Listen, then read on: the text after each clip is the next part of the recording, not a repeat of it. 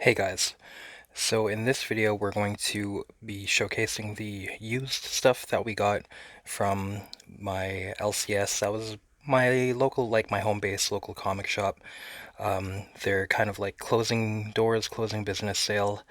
I guess it was going on for, I want to say about a month, maybe a little less or a little more.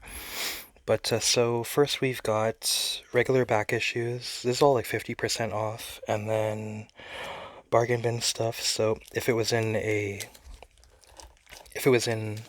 like a plastic or anything, then it was a dollar. Well, half off a dollar, so 50 cents, and outside of a bag, 50 cents, so half off, 25 cents. And comic sets priced as they are, trade paperbacks and art books. Okay, let's begin. We'll talk more about the shop as well towards the end. Okay, so regular back issues. This is priced $3, so 150 for Alien Encounters number 5. This is a anthology sci-fi series, kind of like adults only, mature readers, various artists and writers. First off here we got some Richard Corbin, sorry, Simon Revelstoke. We'll just flip through a little bit as we do once in a while just to show some stuff off. Who else we got in here? Tim Burgard, Chuck Beckham, Beckum. Pretty hype. Sorry about that. David Lloyd, near. Okay, moving on. Yeah, and we'll keep it moving, but as we do, we'll stop once in a while to talk about art and writing. Alien Worlds number 1. Al Williamson, Bruce Jones. Who is it? Conrad Valmerick, Redondo. Another copy of Beast of Burden, The Presence of Others, number 2. Talked about this quite a bit, but we'll just show some art, and why not? A little bit. Just in case I haven't sold you on this. I always recommend this. But I know it's kind of like under the radar. I don't really see a lot of people talk about this series, so I don't mind hyping it up a little bit.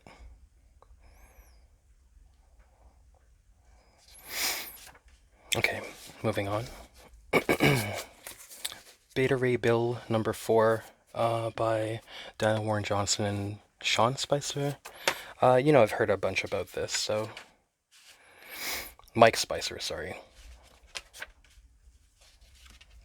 I'll try it out finally. I think I found number 1 not too long ago, so missing in 2 and 3, but I'll be able to get like a good idea, I guess.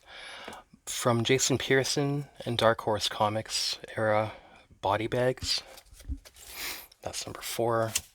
And here it is when it's published by Image, Body Bags Special. But I think this collects very short stories through other iterations, maybe from Dark Horse Presents and other things. Speaking of, Dark Horse Presents number 54. Some John Arcudi and Gray Morrow. Rick Geary. I always aim to get all the Sin City, just kind of like collecting it all, putting all the Sin City stuff together. But I always like getting Dark Horse Presents too when it's at a decent price. Dark Horse Presents number 47.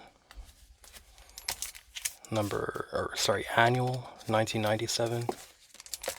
Echo of Futurepast number 2. Here you have Larry Hama and Mike Golden, Arthur Suydam, Philemes. Sorry.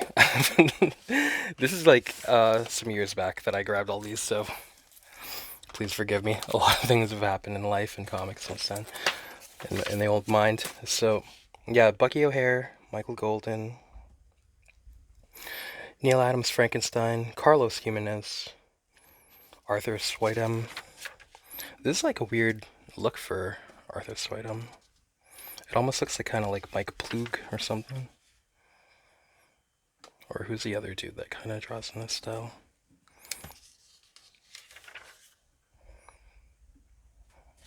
But moving on. Evil Ernie, the Teenage Mutant Ninja Turtles tribute variant. Let me try to fix the light here a sec. This is kind of a little bit too much directly. Is that better? Does that make it less clear if it's not directly on there? Maybe that's better, yeah. Who knows about modern evil learning? I always say, like, Youth Gone Wild is best, and it seems to just go downhill from there, but, you know, just trying it out. Hellblazer, number 3. This will be a second copy. Hellboy, The Corpse and the Iron Shoes. This is the original. The Corpse and the Iron Shoes, kind of like, maybe like peak kind of Hellboy stuff. It's just fun. And then the 25-cent Corpse reprint. You know what, let's look in here quick. I'm sure if you're a Hellboy and YouTube fan, maybe you've seen other people showcase this. Be back in a second. Yeah, then again, I don't know. But this is just like really well done, kind of spooky, existential kind of stuff. Maybe this, I don't know. This really hit with me just because, like, back in the day, walking around in the dark, you know, out in the country or something, and kind of, you got the crossroads and like goblins and changelings and spooky old graveyards and stuff. It's just really good, really fun. Okay, moving on. Hellboy, almost Colossus, with the backup story Autopsy in B flat by Gianni. I always like getting these ones with the Monstermen by Gianni backup stories. Those are really good. Shuffle a bit here. I like his old kind of illustration style. Who's his influences? Like Coleridge and sorry, my brain is like trying to remember like 1800s illustrators. Samuel Clement Cole. I'm getting them mixed up. One's the writer of the Rime of the Ancient Mariner. But Almost Colossus number 2. Marvel Comics Presents number 77. Some of the Barry Windsor Smith Weapon X. I just like getting these too.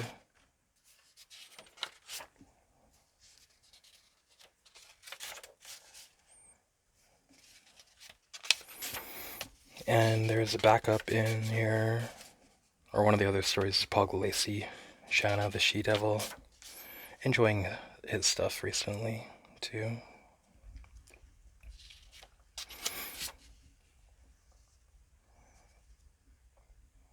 Yeah, pretty fun style.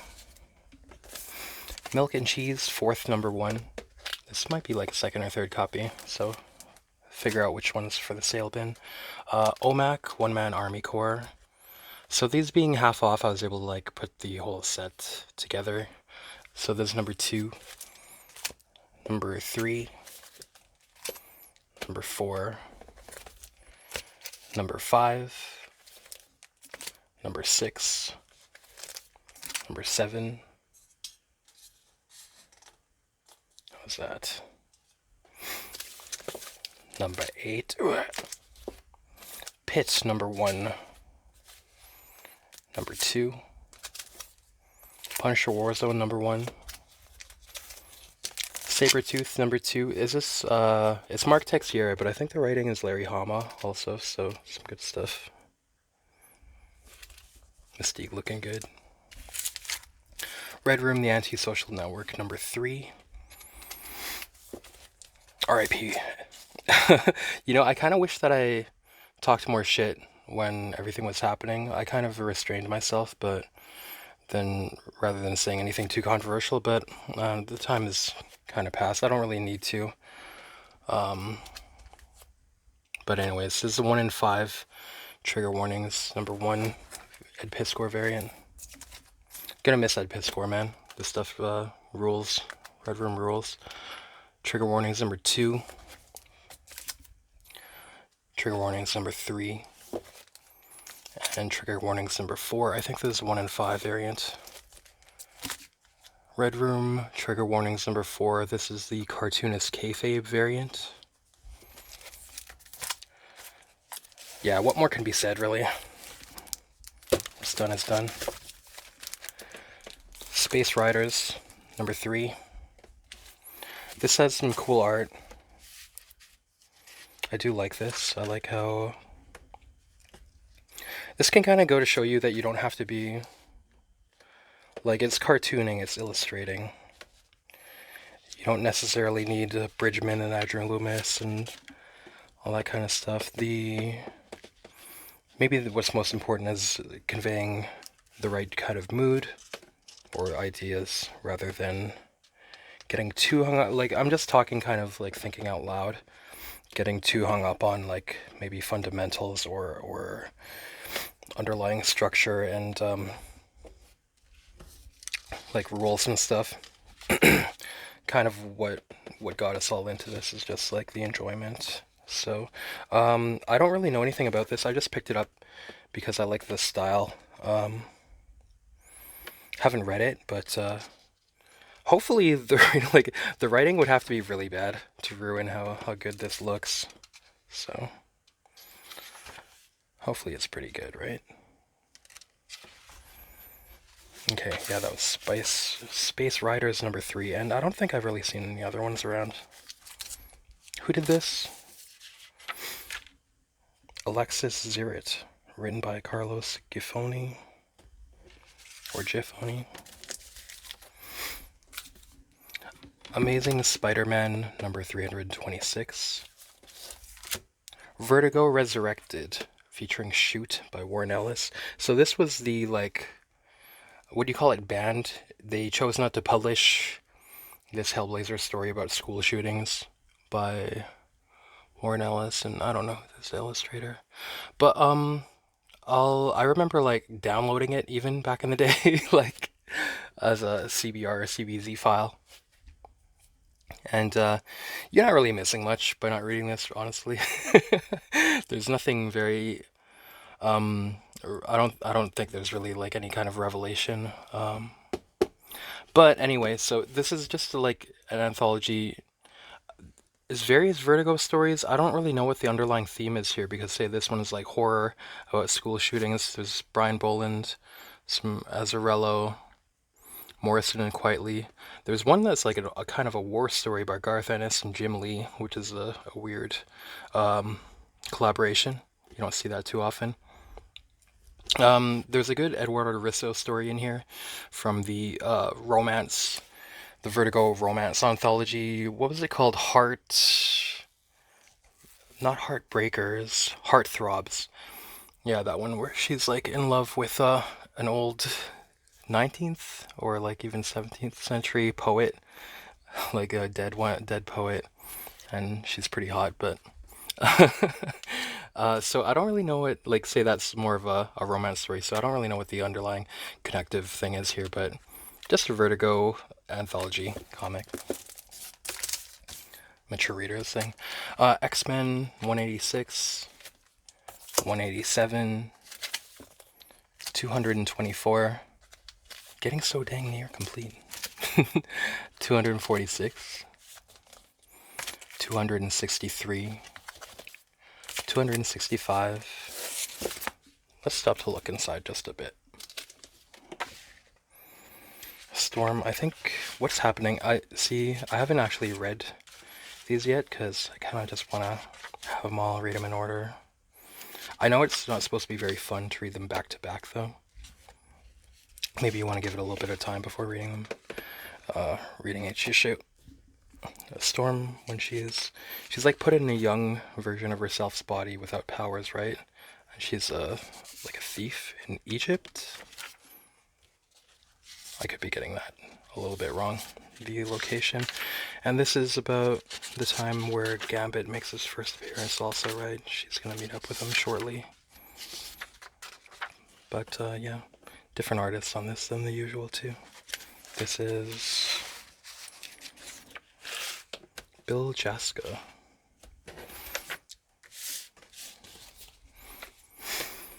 Or maybe Joe Rubinstein too. Some new X-Men by Morrison, Jimenez, and Lanning. This is 132, 135, 137. Yeah, shout out at Piskor, man. We miss you, man. Marching orders forever. X-Men Grand Design number 2. Second Genesis, number 2. X-Men Grand Design Extinction, number 1. And number 2. Okay, getting to the bargain bins now. Yeah, again, so if these were in plastic like this, or bagged and boarded, they were $1, or 50% off $1, that is, so 50 cents. If not, normally 50 cents, but a quarter, so yeah, some good stuff in there. Beasts of Burden, number 2, or Wise Dogs and Eldritch Men, number 2. Conan and the Songs of the Dead, number 2, by Joe R. Lansdale and Timothy Truman. Yeah, I'll look forward to reading some Lansdale and Truman Conan. Really like Timothy Truman lately.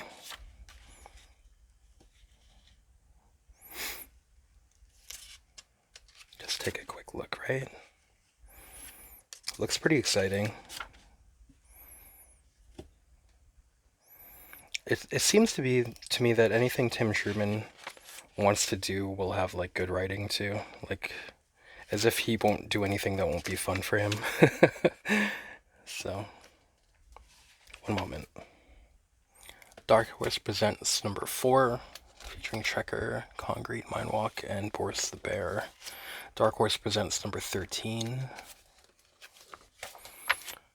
Number 30. What's this race of scorpions? That looks almost familiar. Just curious here. Philip Norwood. Duranyona. I think he was in some Eerie and stuff, right? Okay.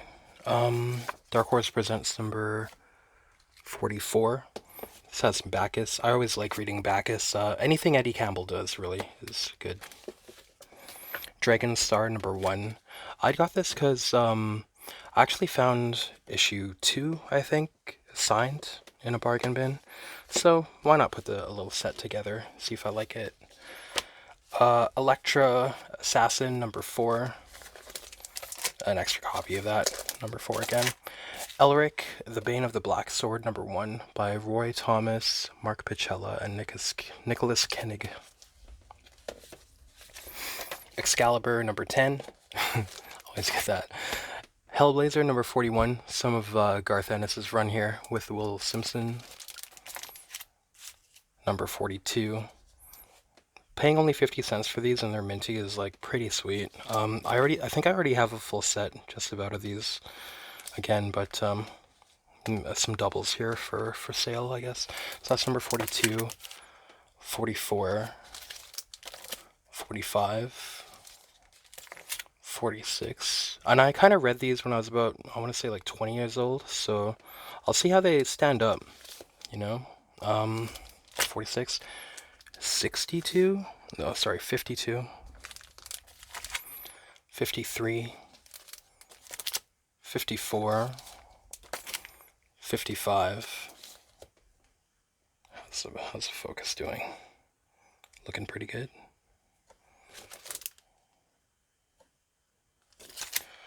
57, here's the Glenn Fabry cover. 58, 61, 72,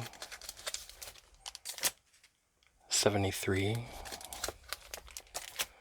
74, 75, more Glenn Fabry tearing it up. Heartland special. Some Judge Dredd. Let's see how these are. This is Judge Dredd number 4, Brian Bolland cover. I don't know, everybody calls him Boland. I like calling him Bolland. Number 7. Number 14. Maybe this is Ascara or something. Not sure. Legend of Komui, number 5. Number 12. Number 31. Yeah, and I was saying, like, these kind of read similar vibes to Lone Wolf and Cub. Apparently, is it Kazuo Koike or Gaseki Kojima? It was the artist or the writer that was going to the school, like the comic school, taught by this guy. Am I mistaken in that? So maybe that's why. Legend of Kamui number 33. Lobo by Keith Giffen, Alan Grant, and Simon Bisley. Number 2 out of 4. Nexus, New Color Nexus, number 1. Number 3. Number 6, getting close to a full series of Nexus as well. Nexus Legends, number 4. Phantom Stranger, number 29. Predator Big Game, number 2 of 4. Is this the one that's like written by Evan Dorkin, even? Oh, it's illustrated by Evan Dorkin. Crazy. Written by John Arcudi.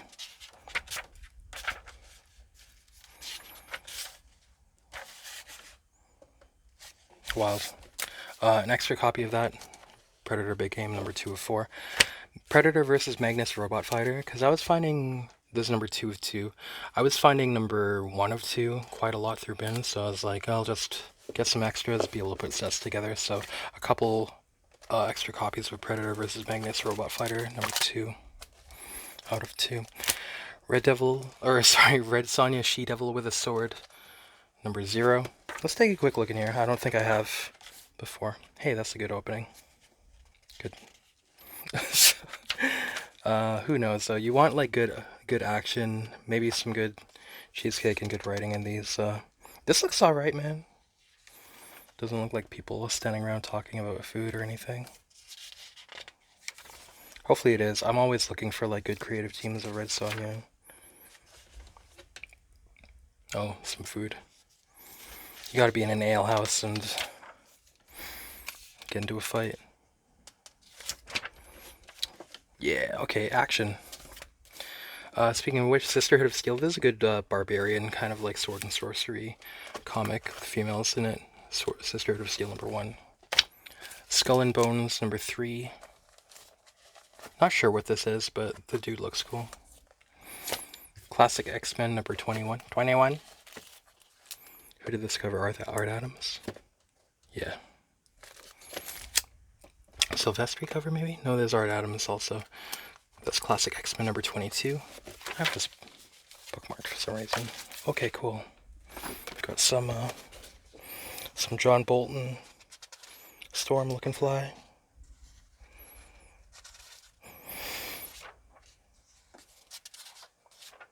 We'll just check it out a little bit.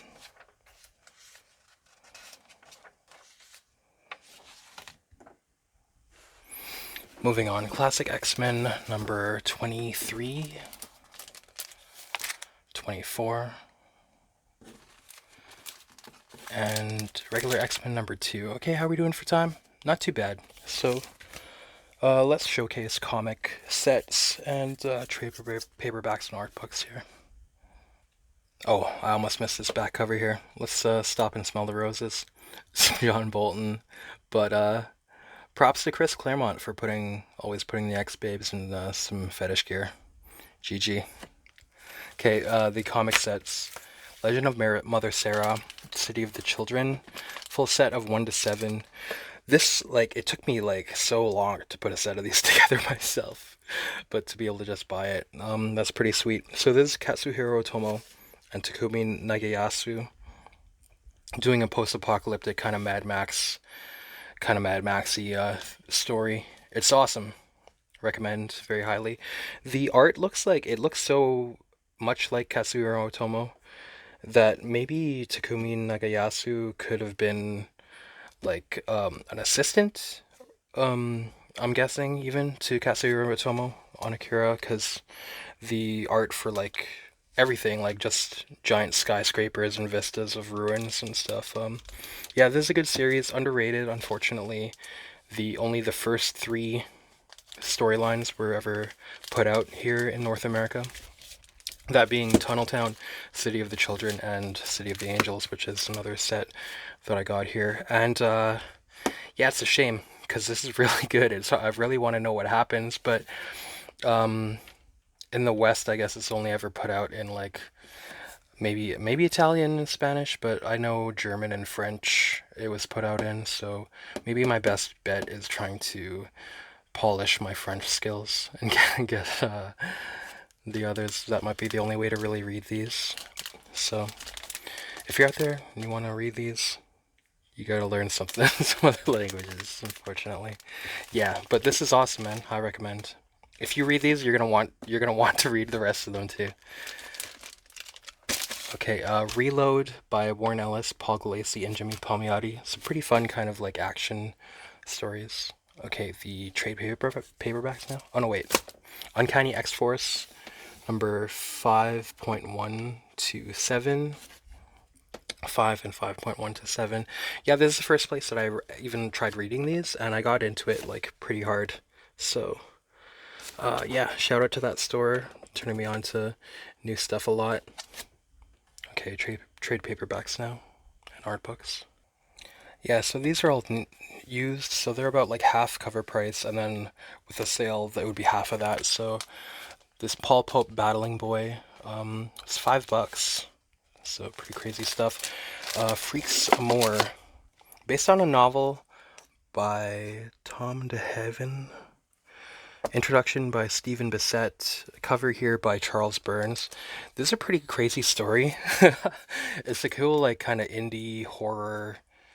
I don't know if I would necessarily call it horror, but it's kind of horrific. These, like, basically they live in a society of, like, freaks, kind of mutants, where the mutants are fetishized and they do, like, weird sex acts on stage to get money by, like, from normal people and stuff. It's pretty crazy, but fun to read. Pretty dark stuff.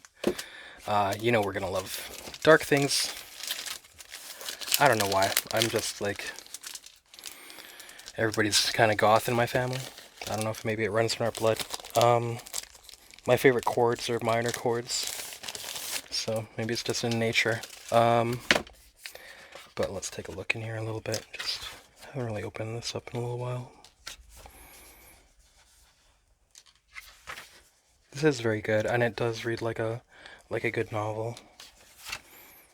You could read this in just like an afternoon because it's like a page turner. It's hard to put down.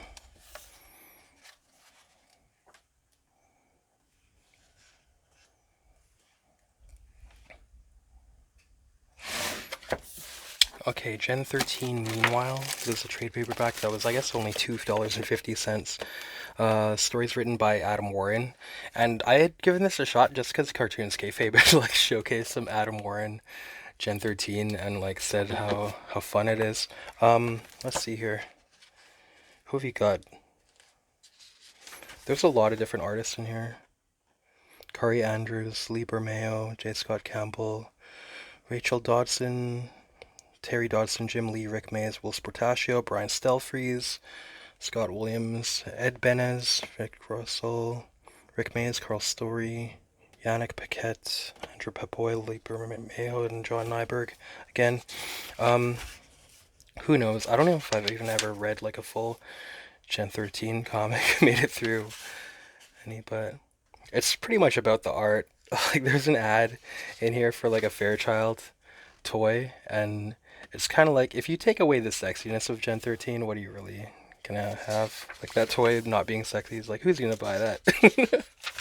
Are you really getting this for like the action hero story stuff? But maybe with like the right teams, they are able to do stuff like that. Let's see here. Nice. I just want to see where like there's a couple of pages that are pretty hot looking. Oh yeah, here we go.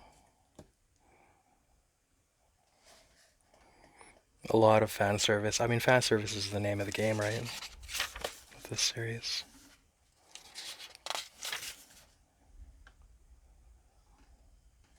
Yeah, who knows what it's like to actually read these, but on their recommendation, they're kind of making it seem like it might not be bad.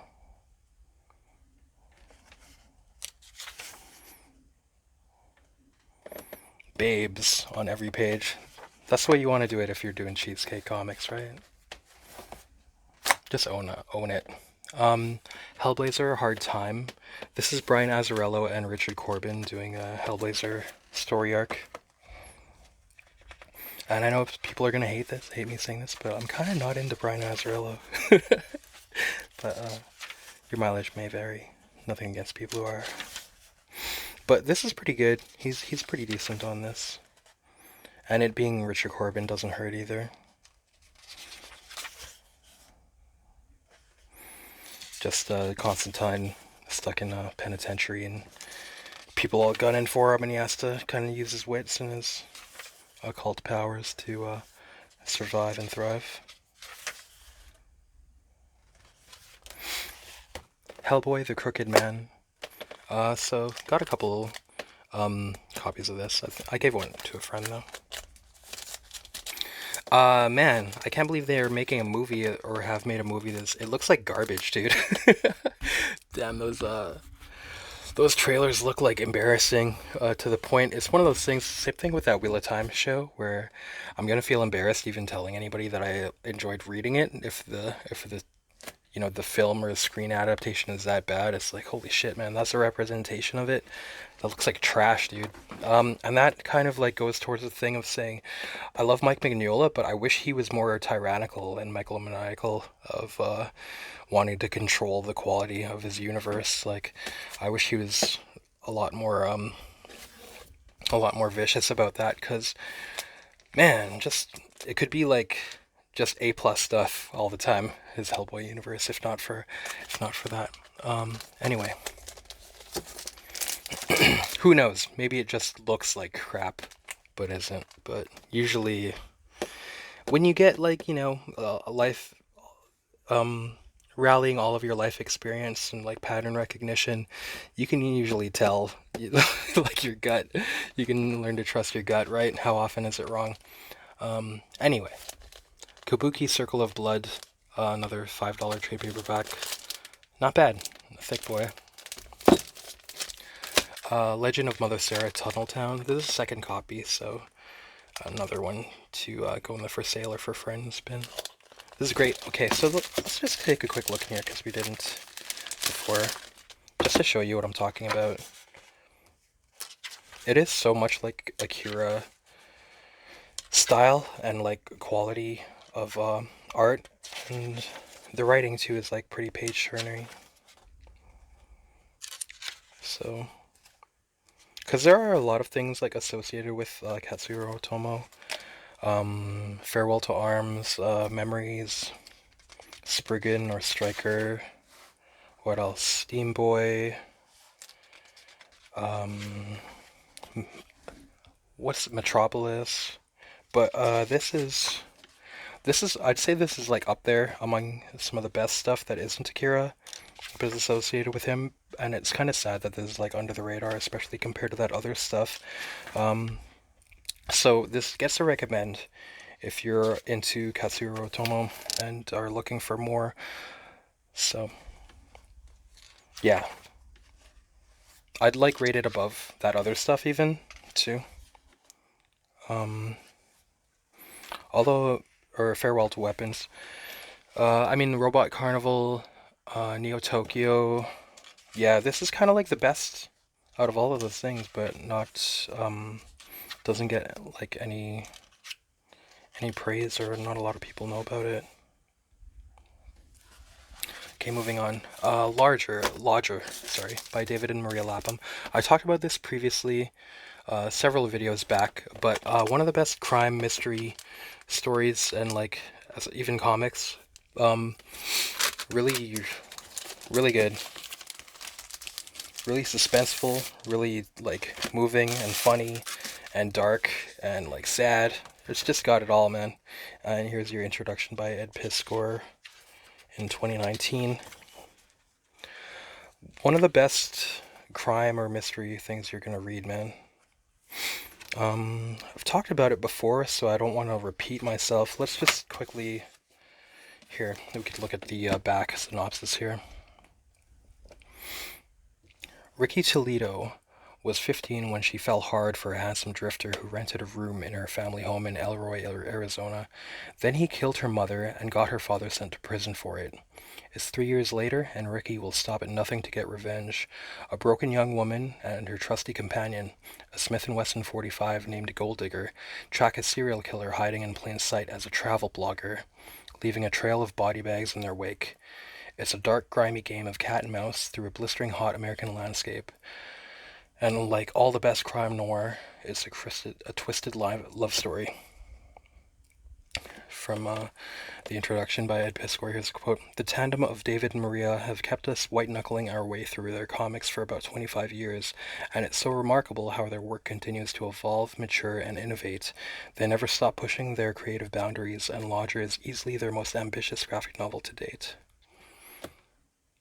This is great, man. If you ever get a chance, if you ever see this around, get it. High recommend. I doubt you will be disappointed in any way. This is just some of the best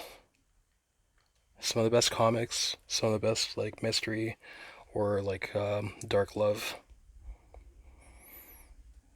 Really, like, this is kind of up there, like it was my favorite trade paperbacks or graphic novels ever, probably.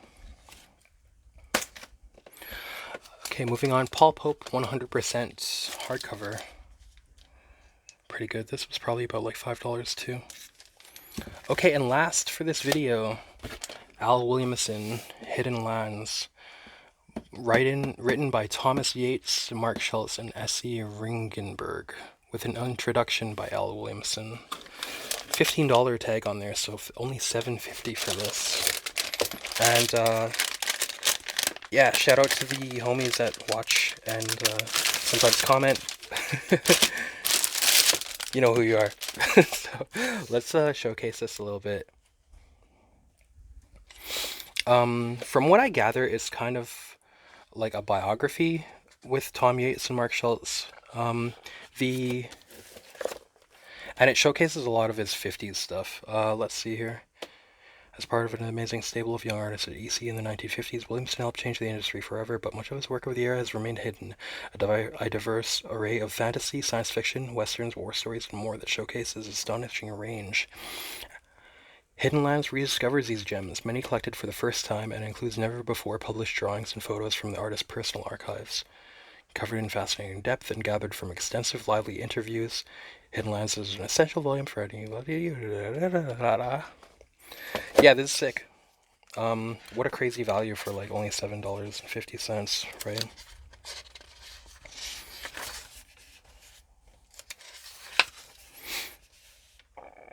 This book is sincerely dedicated to the fans of Al Williamson, the comics fans, the art fans, and to their enduring spouses.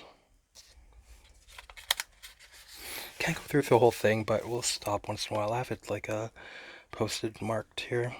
The strong influence of Bill Everett's Submariner can be seen on Williamson's early sample pages from his teen years. Look how insanely good he was even as a teenager. That's monstrous. Okay, better stand up just to be able to do this better.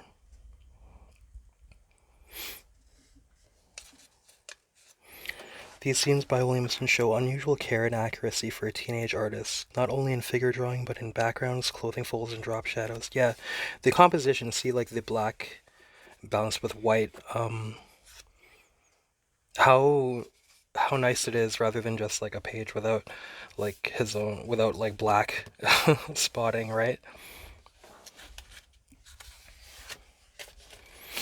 So, I wanted to show this one, because it looks like Mark Schultz, doesn't it? But so you can see how much of an influence Al Williamson must have been on Mark Schultz, because this looks like such a Schultz drawing.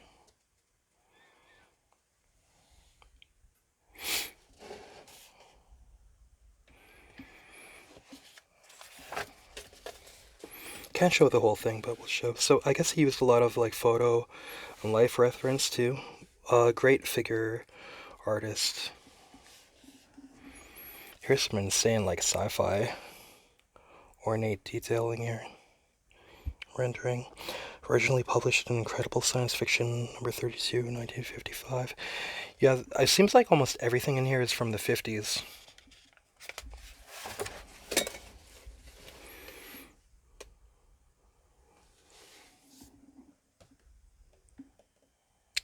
Oh yeah, this talks about his friendship with Roy Crinkle. They'd collaborate. It looks like he was like a reference model for him. Crinkle posing for a Williamson reference photo.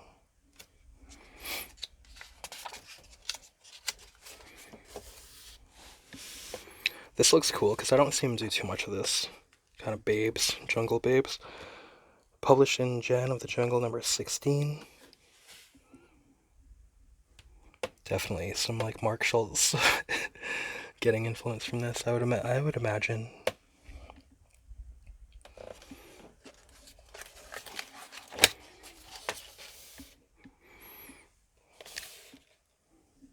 Page of Western art done as a portfolio sample.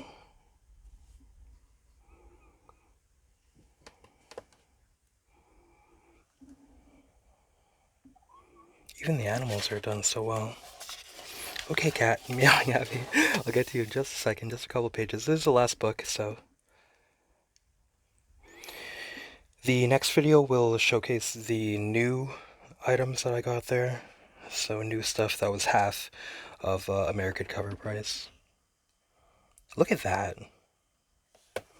So well done, man. Could he have used a photo sample or photo reference for that?